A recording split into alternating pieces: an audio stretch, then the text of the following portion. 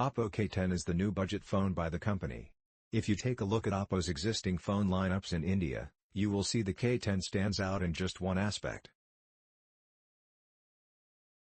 That aspect is that it is the first phone in the brand new K series in India. OPPO has sold K series phones in China for a long time. The latest K series phones in China have 5G, but OPPO chose to launch the K10 as a 4G phone in India. The lack of 5G, however, is not a deal breaker because 5G is not going to be available in India before the end of 2022. There are a few features of the OPPO K10 that will appeal to you. You get a big display that has a high refresh rate. The processor is good enough for most users who are not keen on gaming. The cameras sport the latest sensors and have various shooting modes that most users would love to experiment with.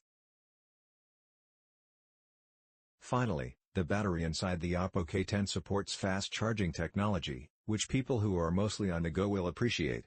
For a starting price of 14 rupees, 990, the OPPO K10 comes across as a good package, but should you consider it?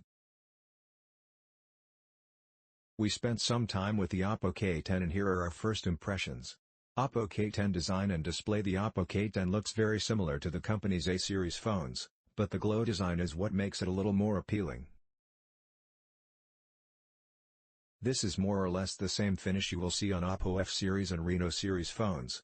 But OPPO has given us some choices. The black color variant has a matte finish on the back, while the blue colorway is all shiny. Regardless, both the color options look good. The polycarbonate body feels solid in the hands, too. I like the design, but after some time into my testing, I noticed fingerprint smudges on the back of the phone. You can avoid that by using a mobile protective case. You get both a USB-C port and a 3.5mm headphone jack on the bottom of the OPPO K10. That is good news for people who like to play a lot of games on their phones. That being said, this phone is not really a phone meant for gaming. You could play Battlegrounds Mobile India and Call of Duty Mobile on this phone, but the quality will mostly be on the lighter side. Both the display and the processor of the OPPO K10 do not favor high-end gaming on this phone. You get a single speaker on the K10, but stereo speakers should have been better. OPPO's K10 has a 6.59-inch LCD, which is big enough to enjoy watching shows and movies. The fact that the display supports full HD resolution adds to the good movie watching experience as the content will look sharp. The display also supports a high level of brightness, but I could not test it under direct sunlight. The K10 comes with a 90 Hz refresh rate, which makes animations and scrolling on the phone look smoother. However, keep in mind that games will not be able to utilize this feature. OPPO K10 performance and battery. The OPPO K10 uses a Qualcomm Snapdragon 680 processor, which I recently used on the Realm 9i. Now, here is the thing. The phones with the Snapdragon 680 chipset launched recently are all cheaper than the OPPO K10, so it will be interesting to see how OPPO's new phone fares against them and tries to woo customers. The Snapdragon 680 is fast enough for daily tasks, such as checking emails, scrolling on Instagram, and chatting with your friends on WhatsApp and Telegram. It can handle gaming too, but you have to keep your expectations low in terms of graphics in games. I have yet to test the full capacity of the processor on the K10, so I am holding my opinion on performance for now. One of the best features of the OPPO K10 is its 5000 mAh battery. Normally, phones with big batteries last more than a day, especially when the rest of the hardware is not very power hungry. With no 5G on board, the phone should be able to last a long time. However, I could not test the battery life in this short time. I will be back with my observations about the battery in my review of the OPPO K10. OPPO K10 cameras. The mid-range segment now has several phones with 50-megapixel cameras. These cameras are an upgrade over 48-megapixel cameras but have entirely different specifications from the 50-megapixel cameras used on premium phones, such as Realm 9 Pro Plus.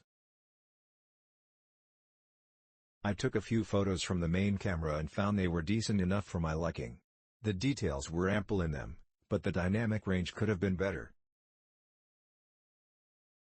The photos I took were mostly indoors, so I cannot give an opinion yet.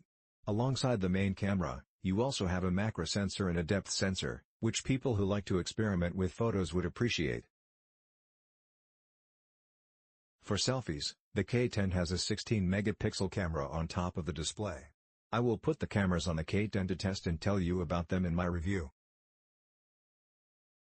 OPPO K10 Quick Review Verdict. The OPPO K10 comes with standard budget phone specifications, such as a 90Hz display, a 5000 mAh battery with fast charging, and a set of 3 cameras.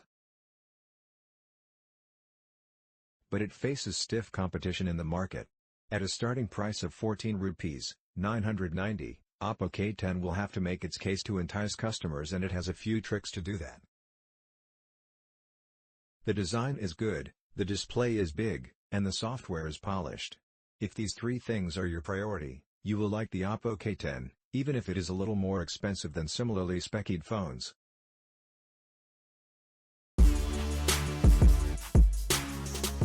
Hope you enjoyed the video. You guys can initiate a discussion in the comment box, if you have any different opinions about the contents in this video. Be the first to start the debate in the box below. Purchase links related to the products in this video are kept in description. We will be grateful, if you could please make your next purchase from that link, as this will help us to grow our channel.